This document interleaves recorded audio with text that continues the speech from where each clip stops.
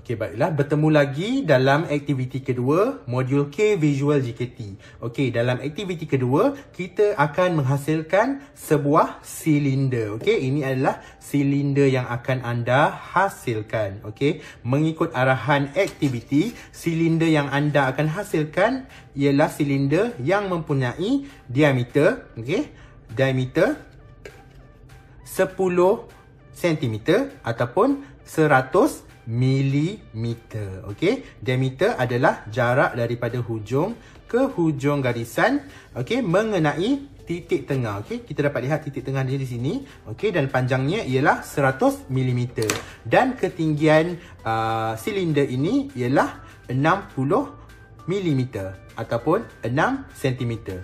Okey, baiklah, kita akan lanjut kepada step ataupun langkah pertama. Seperti biasa, sama dengan objek pertama iaitu kubus tadi, kita perlu melakar lukisan pengurakan.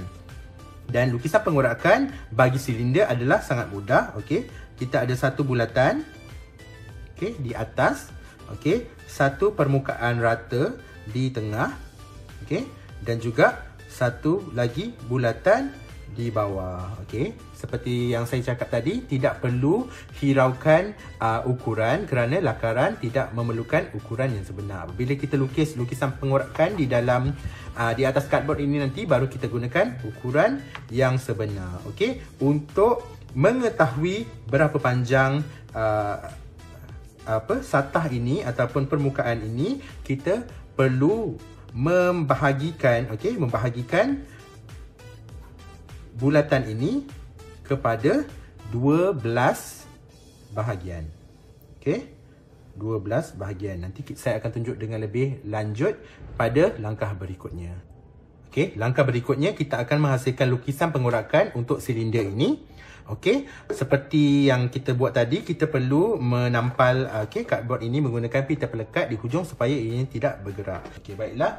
Selepas kita tampal kita punya cardboard ni tadi, kita buat satu garisan sini.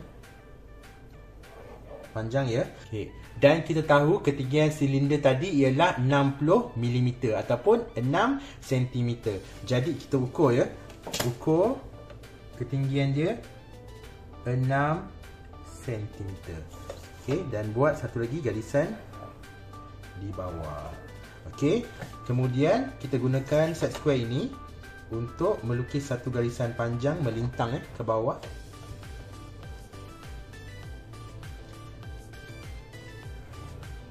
Okey, ini adalah titik tengah bagi silinder tersebut.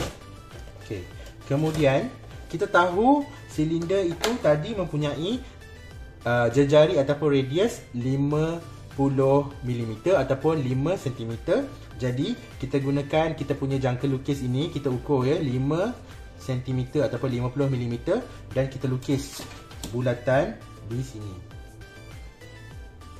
Okey, pastikan muat ya dekat sini kawasannya.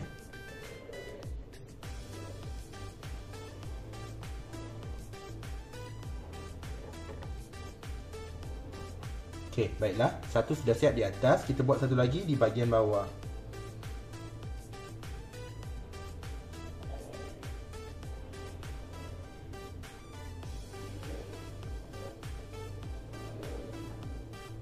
Okey, bahagian bawah.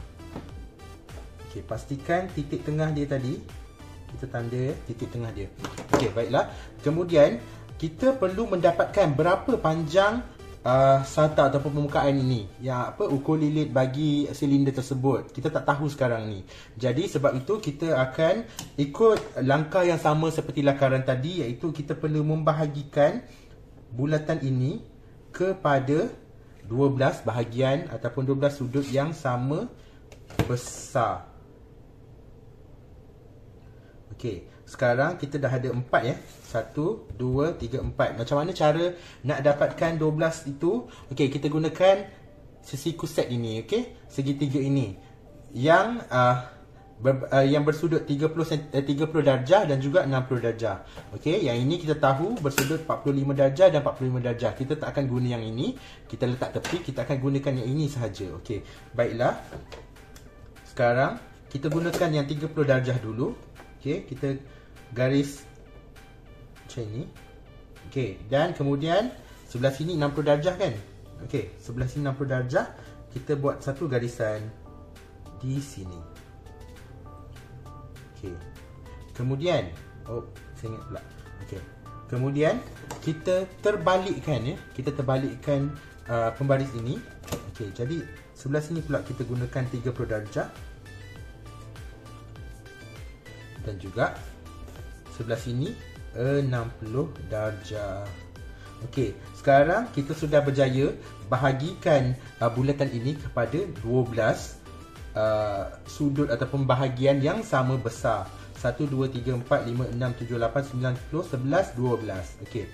Jadi, satu tips ataupun satu perkara yang perlu anda pentingkan dalam proses pembahagian ini ialah setiap garisan yang anda hasilkan ini perlu melintasi ataupun perlu berada di atas titik tengah bulatan tersebut. Okey, baiklah. Apabila kita sudah dapat 12 permukaan ataupun 12 bahagian ini, kita gunakan jangka lukis. Okey, jangka lukis, kita akan ambil jarak point ini ke point ini. Okey, boleh nampak tak? Boleh nampak ya? Okey, point ini kepada point ini. Jadi, kita akan gunakan jangka lukis ini untuk melukis ataupun membahagikan ya, membahagikan sata atau permukaan ini kepada juga 12 bahagian yang sama besar menggunakan jarak yang ada pada jangka lukis ini. Okey, baiklah, kita mulakan.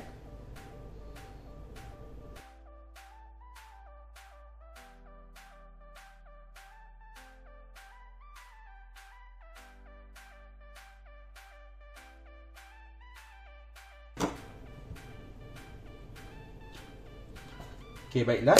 Kita dah bahagikan ya kepada 12 bahagian yang sama besar. Okey, kita buat pastikan di sebelah kiri ada 6 bahagian dan sebelah kanan ada 6 bahagian. Dan kemudian kita gunakan sisi kuset ini untuk membuat garisan pada poin yang telah kita tandakan menggunakan jangka lukis tadi.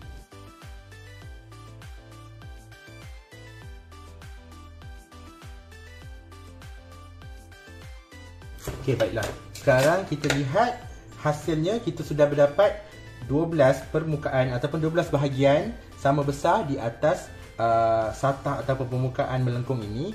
Jadi, kita sudah dapatkan satu bulatan di atas, satu bulatan di bawah dan juga satu permukaan melengkung yang akan menjadi ukulilit kepada silinder kita. Jadi, kita akan lanjut kepada proses berikutnya iaitu menggunting. Okey, baiklah. Kita cabut dulu kita punya cardboard ini dan kita akan guntingkan 3 permukaan ini. Okey, seperti biasa gunakan gunting dengan berhati-hati.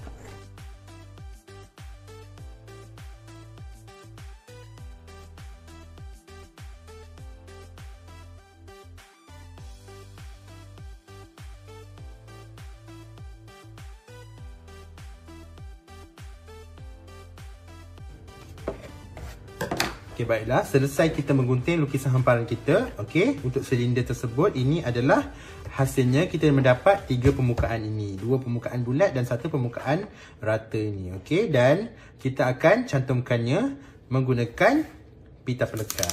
Baiklah, kita akan mulakan dengan permukaan ini dahulu.